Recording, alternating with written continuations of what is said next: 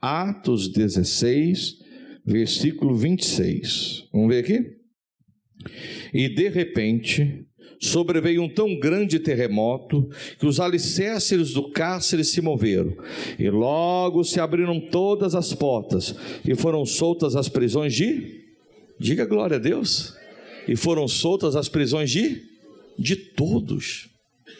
Sabe, no mundo louco que nós vivemos hoje, tem muita gente presa no pecado, presa num vício, presa num problema, numa dificuldade. Paulo e Silas estavam presos aqui. Foram presos porque fizeram a obra de Deus, expulsaram o demônio de uma menina e foram açoitados em praça pública, humilhados em praça pública, machucados, seu corpo estavam cheio de feridas, e eles foram lançados aonde? Na prisão. Lá tiveram seus pés amarrados no tronco, estavam lá. Mas a Bíblia diz, e de repente sobreveio um tão grande terremoto que os alicerces do cárcere se moveram, e logo se abriram todas as portas, e foram soltas as prisões de todos. Aqueles homens que estavam presos agora foram soltos. Repita comigo assim, mas com fé. Foi de repente. Pode melhorar, hein, João? Foi de repente, mas não por acaso. Amém? Foi de repente, mas não por acaso. Guarde essa frase aí, amém, gente? Como é que é mesmo? Foi de repente, mas não por acaso. Aqueles homens que estavam presos, machucados, feridos, a Bíblia diz que foram surpreendidos com um grande terremoto que abalou os alicerces do cárcere. Você viu na Turquia o terremoto que teve lá? Coisa brava, morreram milhares e milhares de pessoas. Já estão calculando, entre os desaparecidos, vai beirar os 50 mil mortos. É muita coisa, né, pessoal? Que Deus abençoe o povo turco lá em nome de Jesus. Mas coisa brava, pessoal. E esse terremoto foi tão cirúrgico que Deus enviou, que abalou só aquela prisão. Ninguém morreu. Não caiu nenhuma pedra da prisão em cima de ninguém. Só foi para quê? Como Deus é poderoso, né? Para abrir a prisão de todos, para quebrar os grilhões que seguravam as mãos e pernas daqueles homens. Amém, gente?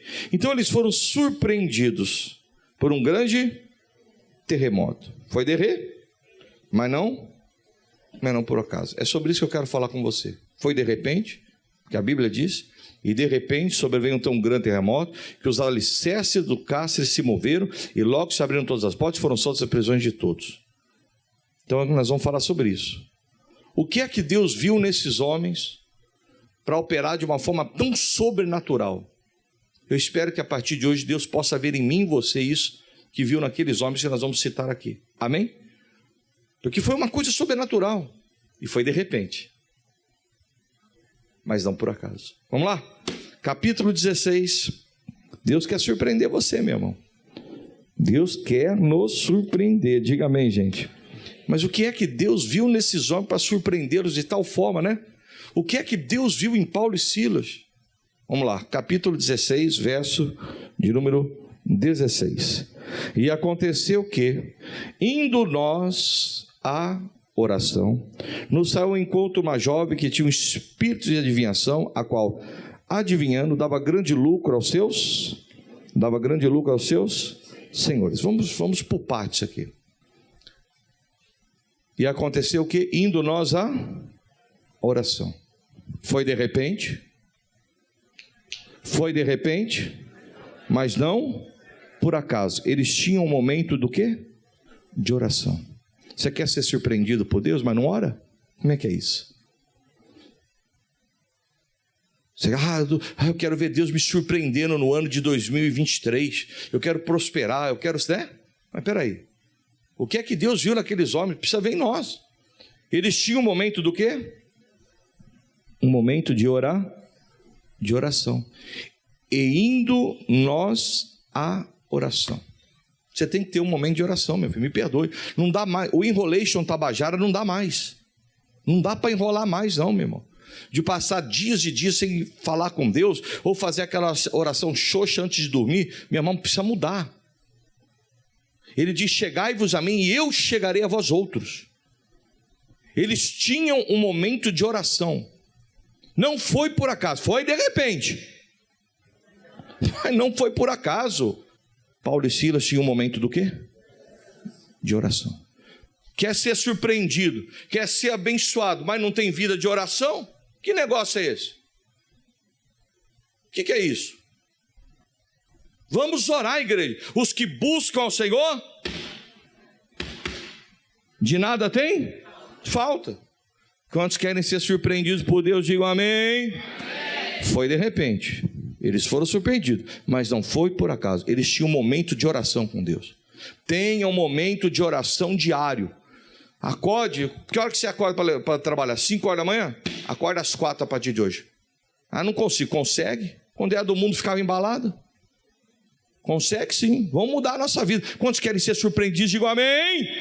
Irmão, está na sua mão mudar essa história da tua vida, cara. Se Deus te abençoou muito até hoje, Ele pode fazer 100 vezes mais a partir de hoje. Lembra que nós pregamos do Isaac semana passada? 100 vezes mais. Olha para mim, 100 vezes mais, 100 vezes mais, 100 vezes mais. É o que Deus vai fazer. Mas tem que, meu irmão, eu quero ser surpreendido com aquela palavra da semana passada, pastor. Eu quero viver 100 vezes mais vitória, mais vezes mais conquista. E pode. Mas para que isso aconteça, Deus precisa ver em você um homem e uma mulher do quê? De oração. E indo nós à oração. Eles tinham um momento do quê? De oração. Ore sem cessar. Vamos lá, vamos ler o texto. E aconteceu que indo nós à oração, nos saiu ao encontro uma jovem que tinha um espírito do quê? De adivinhação, o qual adivinhando dava grande lucro aos seus senhores. E esta, seguindo Paulo e a nós, clamou dizendo: estes homens que nos anunciam o evangelho da salvação são servos do Deus? São servos do Deus? Tem coisa boa aqui para nós. Vamos parar aqui? A menininha, o espírito maligno nela, seguia Paulo e Silas todo santo dia. E ela clamava: estes homens que nos anunciam o evangelho, o caminho da salvação, são servos do Deus Altíssimo. Todo dia. Até o demônio via que aqueles homens anunciavam o quê? O quê, pessoal? O caminho do quê? Da salvação. Meu irmão, foi de repente, mas não por acaso. Eles tinham como prioridade, como foco, o quê? O reino dos céus. O reino de Deus. Eles anunciavam o caminho da salvação. Isso, faz assim com o dedinho, cola. Ninguém mais quer ouvir o evangelho da salvação. Nós estamos cometendo um grande erro, nós pastores. Nós temos que falar da salvação. Quem concorda comigo, diga amém, gente. Esse mundo é de passar. Você pode ter milhões e bilhões, mas vai passar. A vida é eterna. Isso aqui vai passar. Tudo isso aqui vai passar. Ah, cadeira nova, vai passar. Templo novo, vai passar. Com 100 vagas de estacionamento, vai passar. Tudo vai passar. Você precisa saber o seguinte: quando você fechar os olhos, Jesus chegou para você. Você tem que ter como prioridade o reino de Deus, o reino do céu. Eles tinham como objetivo a vida eterna. Eles anunciavam o caminho da salvação. Foi de repente, mas não foi por acaso. Qual é o nosso interesse vindo para a igreja? Claro que você deve lutar pela cura, claro que você deve lutar pela prosperidade, claro que você deve lutar pela reconstrução do seu casamento, claro que você deve lutar pela libertação, claro. Mas, meu irmão, do que adianta o homem ganhar o mundo todo, termina para mim, e perder a sua alma? É coisa muito séria, pessoal. Priorize o reino de Deus. Mateus está escrito: buscar em primeiro lugar o reino de Deus e a sua justiça, e todas as demais coisas vos serão acrescentadas. Nós estamos invertendo as coisas. Nós queremos as demais coisas, para quem sabe uma hora pensar na vida eterna. Está errado. Quem está entendendo, diga amém, por favor, de verdade. Meu irmão, priorize o reino de Deus. Foi de repente, mas não foi por acaso, palmeirense. Não foi por acaso. Não existe acaso. É por um acaso eu fui abençoado. Não, 1000 vezes não, meu irmão. Priorize o reino. Olha só o versículo 17. Esta, seguindo a Paulo e a nós, clamava dizendo: estes homens que nos anunciam o caminho da salvação. O interesse de Paulo e Silas não era quem vai comprar um palácio novo, um carro novo, uma carruagem nova, quem vai ter mais 3.000 camelos, 10.000 cabeças de gado, 1 bilhão de cabeças. Não, eles anunciavam o quê? O evangelho da salvação. Foca um pouquinho na salvação. Olha quanta gente morreu no Covid. Quem perdeu algum amigo novo no Covid aqui, jovem ainda? E se fosse você? Para onde você iria? Você tem que parar e pensar um pouquinho nisso. Claro que é gostoso prosperar. Diga, eu vou prosperar. Diga, eu vou prosperar. Diga bem alto, eu vou prosperar. E, meu irmão, Deus vai surpreender você com a cura, com a prosperidade. Mas Ele tem que ver em você uma pessoa que foca o reino de Deus. Está nem aí para a vida eterna, anda no pecado. Meu negócio é aqui agora, conquistar. Não, meu irmão, não faça isso. Pense um pouquinho na sua alma. Ela é valiosa, ela é preciosa. Ela não tem preço, meu irmão. O preço da sua alma é impagável. Jesus morreu naquela cruz por você. Derramou o sangue dele por mim e por você. Nós vamos desprezar isso? Olha o que está acontecendo no mundo, pessoal. Eu estava vendo uma foto nos Telegram da vida, porque eu gosto muito de me manter informado no Telegram, porque não dá para assistir umas mídias convencionais, pelo amor de Deus. É capaz de falar que o problema do terremoto é problema enfim, né? Se você assistir determinado jornal, não, o terremoto quem causou foi né? Pelo amor de Deus, não dá para assistir. Eu estava vendo umas fotos, cara. Lamborghini, coisa de 3 milhões de reais. BMW, apartamentos chiques, tudo em escombros. A vida é muito boba. A vida, você faz assim, ela acaba. Você precisa estar preparado para o reino de quem? De Deus. Por favor, pense um pouquinho no reino de Deus. Põe como foco a salvação. Meu Deus, eu preciso ser uma pessoa, meu Pai, que teve um encontro com o Senhor, uma pessoa salva.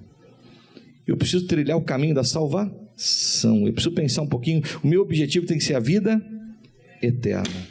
Não foi por acaso que Deus surpreendeu eles e de repente sobreveio um tão grande terremoto. Eram homens de oração que priorizavam a vida eterna, o caminho da salvação. O que mais que aquela menina disse? Olha lá, e essa seguindo a Paulo e a nós clamava dizendo: esses homens que nos anunciam o evangelho, o caminho da salvação, são o quê? Eu não ouvi, são o quê? São servos do Deus Altíssimo. Eita, nós, ser frequentador de igreja é muito fácil. Está aqui, ó, nós estamos todos frequentando a igreja, estamos ou não estamos? Mas Deus está em busca do quê? De servos. Até o demônio viu que Paulo e Silas eram o quê? Servos de Deus. Não tem jeito, meu irmão. Não dá para ser um frequentador de igreja. A Bíblia diz: sujeitai-vos, pois, a Deus. Termina para mim. Resistir ao diabo e ele fugirá de vós, não é isso?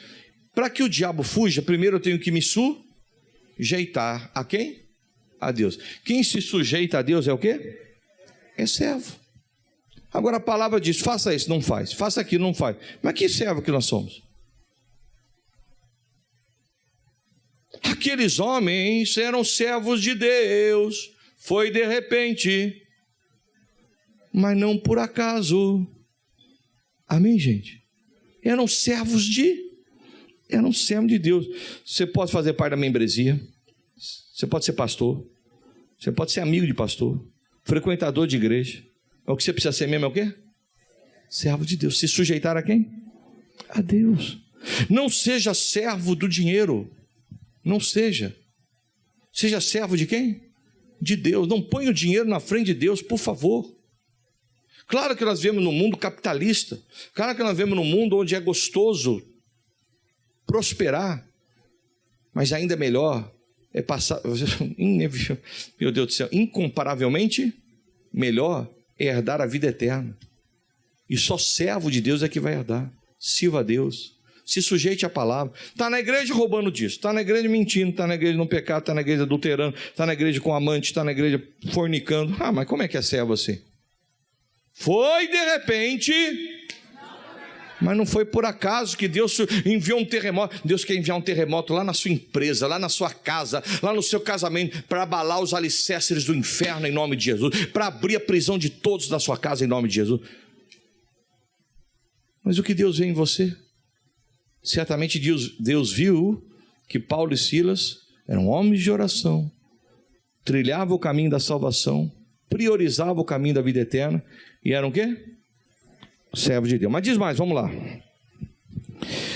Isto fez ela por muitos dias. Mas Paulo, lê essa palavrinha para mim que está escrito aí. Mas Paulo, perturbado, voltou-se e disse ao Espírito: em nome de Jesus te mando que saias dela. E na mesma hora saiu. Volta lá o versículo no começo, por favor. Mas isso fez ela por muitos dias. Mas Paulo, o que, pessoal? Diga bem alto. Diga, perturbado, incomodado, Paulo expulsou o demônio. Diga. Olhe para mim, pessoal. Aquele espírito imundo que aprisionava aquela menina perturbava, incomodava quem? A Paulo. Ao ponto dele fazer o quê? Orar e expulsar aquele demônio. Eu vou falar uma coisa para você com muita convicção no meu coração. Se esse mundo aí fora não tem lhe incomodado, não tem lhe perturbado, alguma coisa está errada com você. Ao ponto de você orar, falar: meu Deus, eu não aceito isso. Eu não aceito isso. Eu não aceito ver uma pessoa sendo enganada pelo diabo. Isso tem que te perturbar, cara. Isso tem que te incomodar, cara. Lá no teu trabalho, aquele cara que tem 3, 4 amantes, isso não te incomoda? A alma dele está indo para o inferno e você não sente dores de parto por ele? Então alguma coisa está errada. Que cristianismo é esse? A Bíblia diz que Paulo sentiu o quê? Dores de parto pelos pecadores. E nós não sentimos nada? Nós estamos nem aí? Passa diante do traficante, do homossexual, da lésbica, do adúltero, do mentiroso. E não nos incomoda, não nos perturba, ao ponto de nós orarmos por alguém? Nós vivemos um evangelho muito individualista, cada um por si, Deus por todos. Esse é o evangelho contemporâneo, moderno. E está errado. Isso não é evangelho. Só pensamos em nós mesmos. Que negócio é esse? Foi de repente, mas não por acaso. O mundo tem que te incomodar, tem que te perturbar, cara. Eu vi, não sei se você viu, na USP, em São Paulo, com o meu dinheiro, com o seu dinheiro, diga-se de passagem, porque quem é pagador de impostos aqui? Diga assim, e como, né? E como pagamos, né? Estão fazendo transição de gênero em criança de 4 anos. O que uma criança de 4 anos sabe? Se quiser crescer, e lá quando tiver grande, ir para o caminho que verdadeiramente é contrário à palavra de Deus, problema dela. Mas uma criança, isso não te perturba, não? Isso não te incomoda, não? Quem tem filhos pequenos aqui? Eu tenho uma filha de 7 anos, cara, está lá na escolinha. Quem tem criança pequena aqui? Neto, quem tem neto aqui? Isso não te perturba, não? Não te incomoda? Ao ponto de você falar: meu Deus, eu não aceito isso para a minha nação. Eu não aceito isso para aquele que é a imagem e semelhança de quem? De Deus. Não te incomoda, não? Eu vejo muito, é a minha opinião, tá? Cada um tem a sua. O missionário pode subir aqui e falar a opinião dele, que eu vou respeitá-la, mas eu sou um cara de opinião, eu sou um cara bom de debate. Eu falo: não, minha opinião é diferente. O Brasil, o mundo nunca viveu um avivamento tão grande. Eu não acredito. É mentira. Porque se nós estivéssemos vivendo um grande avivamento no Brasil e no mundo, não tinha um lugar vazio sequer aqui. Em igreja nenhuma. Os pecadores estariam o quê? Se convertendo. E só está se multiplicando. Então como é que eu posso falar que nós estamos vivendo um grande avivamento? Não acredito. Mas outro pode chegar aqui, outros líderes podem chegar aqui e falar que está. Mas eu não acredito. Porque a igreja só pensa em si própria. A igreja não se perturba, não se incomoda com o pecado. Fala mais sério, pastor. Quem sabe você está ligando numa televisão onde passa imoralidade todo dia. E já está normal. Na minha casa, aquela televisão que faz plim-plim não entra. Eu tenho uma filha de 7 anos, cara. Como é que pode? Ensinar tudo que não presta. Isso não te perturba? Quando você assiste uma televisão e vê crime, adultério, apologia ao homossexual, isso não te abala, não? Fala, poxa, mas tudo que é contrário, isso não te perturba ao ponto de você orar? Meu irmão, foi de repente, mas não por acaso. Não te perturba em ver a sua avó sentada numa cadeira com um terço na mão e rezando. Ave Maria,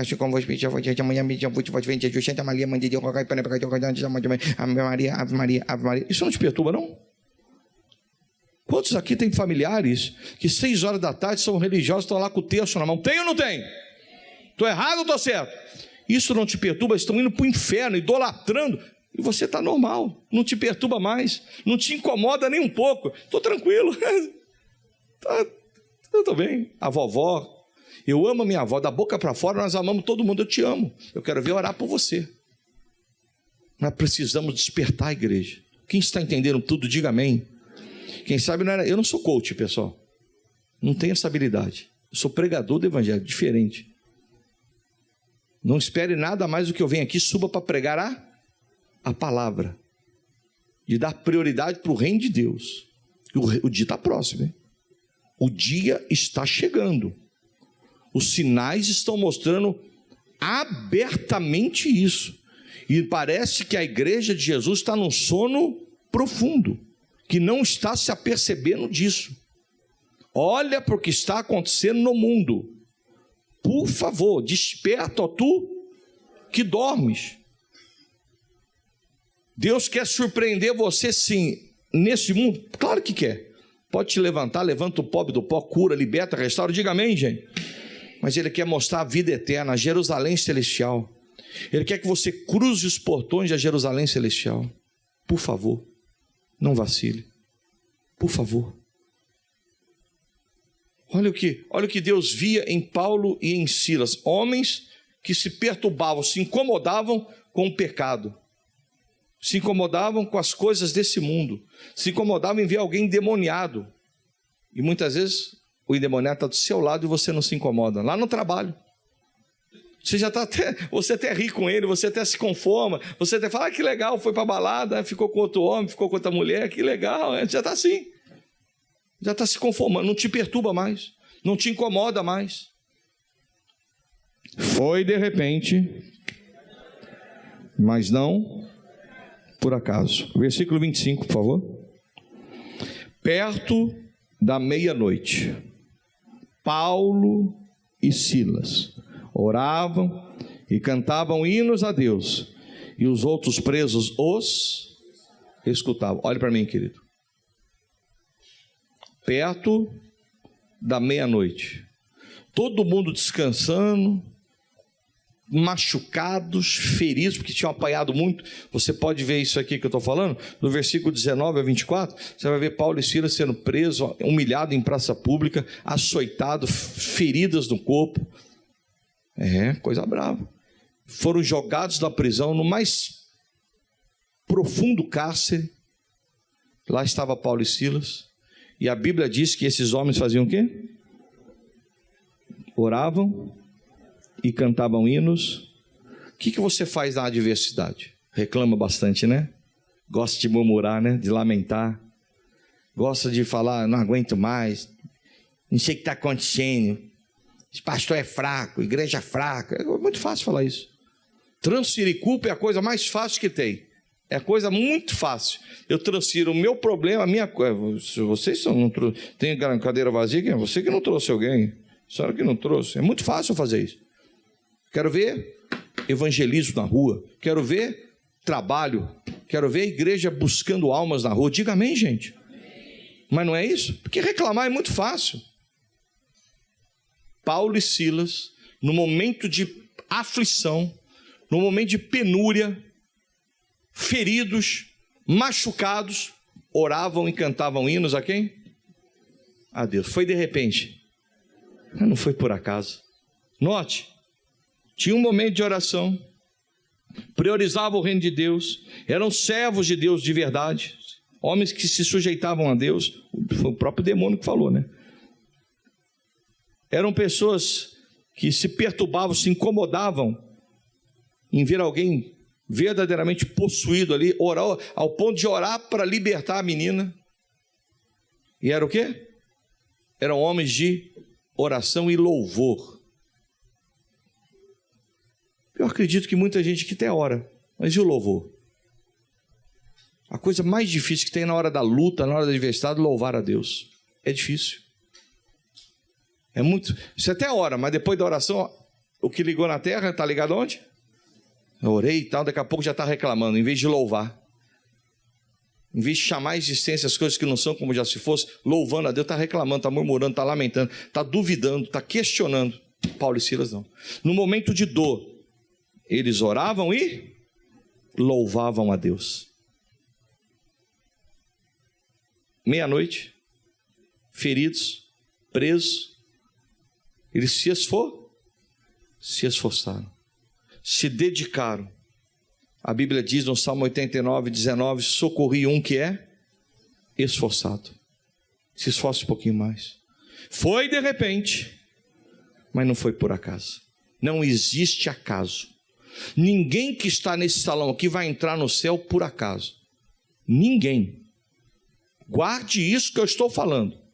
Ninguém. Pastor, músico, câmera, meu irmão, membresia, ninguém vai entrar no céu por acaso.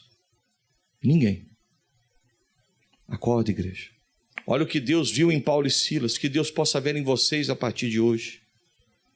Que Deus possa ver em você um guerreiro de oração. Que Deus possa ver em você alguém que prioriza o reino de Deus. Que Deus possa ver em você um verdadeiro servo de Deus. Que Deus possa ver em você alguém que se perturbe, se incomode ao ponto de orar por aquele que verdadeiramente está no caminho errado. E repito, tem muitos familiares nossos no caminho errado e nós nem lembramos de orar por eles. Certo ou errado? Estou certo ou estou errado? Estou certo, né, meu filho? E eram homens que se dedicavam, se esforçavam. De repente, 26, e de repente sobreveio um tão grande terremoto que os alicerces do cárcere se moveram. E logo se abriram todas as portas e foram soltas as prisões de... Hoje é dia de Deus soltar prisões. O que estava prendendo você vai ser quebrado em nome de Jesus. Mas você precisa despertar para uma vida diferente. Se eu quero uma mudança, como é que eu vou fazer as mesmas coisas? Se eu quero crescer mais, eu tenho que trabalhar mais. Não é verdade? Se eu quero prosperar mais, eu tenho que trabalhar ainda mais. Eu tenho que ter ousadia de investir ainda. Mas nunca vi alguém crescer sem investir. Seja no ramo, seja no reino. Tem que investir. Deus quer mudar a sua história. De repente você vai ver tudo sendo transformado, mas não vai ser por acaso. Alguma coisa você plantou ali atrás para que de repente Deus enviasse um terremoto na sua vida. Essa era a palavra que eu queria trazer para você hoje. Espero que Deus tenha falado pelo menos alguma coisinha no seu coração. Porque sempre eu vou dizer, quando eu pregar essa palavra, foi de repente, mas não por acaso. Levante a mão para o céu. Meu irmão, pode ser pastor, pode ser missionário, apóstolo, bispo, pastor, arcebispo, padre. Meu irmão, ninguém tem imunidade diante de Deus não, meu irmão. Somos iguais, amém, gente? Levante a mão para o céu e diga: Pai, muito obrigado pela tua palavra. Diga: meu Deus, eu entendi, Senhor, que Paulo e Silas foram surpreendidos. Foi de repente, mas não foi por acaso.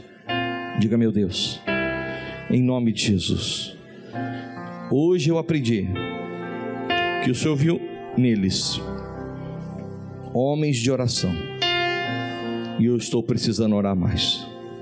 Diga: meu Deus, eu quero ser surpreendido, por isso eu vou orar mais. Diga: meu Deus, o Senhor viu neles homens que davam prioridade à salvação, ao reino do Senhor. Diga: meu Deus, perdoe-me. Eu vou priorizar o reino de Deus na minha vida. Diga: meu Deus, o Senhor viu neles verdadeiros servos do Senhor. Diga: meu Deus, me perdoe se eu não tenho servido ao Senhor, me sujeitado ao Senhor como deveria. Diga: meu Deus, o Senhor viu neles homens que se incomodavam, que se perturbavam, ao ponto de orar para libertar aquela jovem. Diga: meu Deus, o Senhor viu neles homens que, mesmo machucados, humilhados, se esforçaram, oravam e louvavam a Deus. Diga: meu Deus, me perdoe se na hora da luta eu não tenho louvado ao Senhor. Perdoe-me, Senhor, em nome de Jesus. Diga: daqui a pouquinho eu vou me assentar à mesa para comer do corpo, para beber do sangue. Diga: meu Deus, em nome de Jesus, que o Senhor veja em mim as mesmas qualidades que o Senhor viu em Paulo e Silas. Diga: Pai, perdoe-me todos os pecados que eu tenho cometido por palavras, ações, gestos, atitudes, vontades, desejos, conscientes ou não. Diga: meu Deus, perdoe-me, limpa-me, purifica-me, em nome de Jesus. Tira de mim, Senhor, tudo aquilo que não provém do Senhor.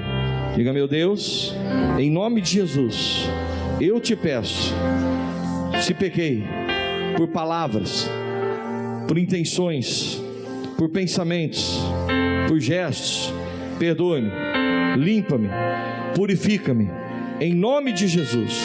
Diga: a partir de hoje tudo será diferente, porque eu vou ver o Senhor me surpreendendo. Será de repente, tudo vai mudar, mas nunca será por acaso. Diga: obrigado, Senhor. Vamos aplaudir Jesus bem forte. Só Ele merece.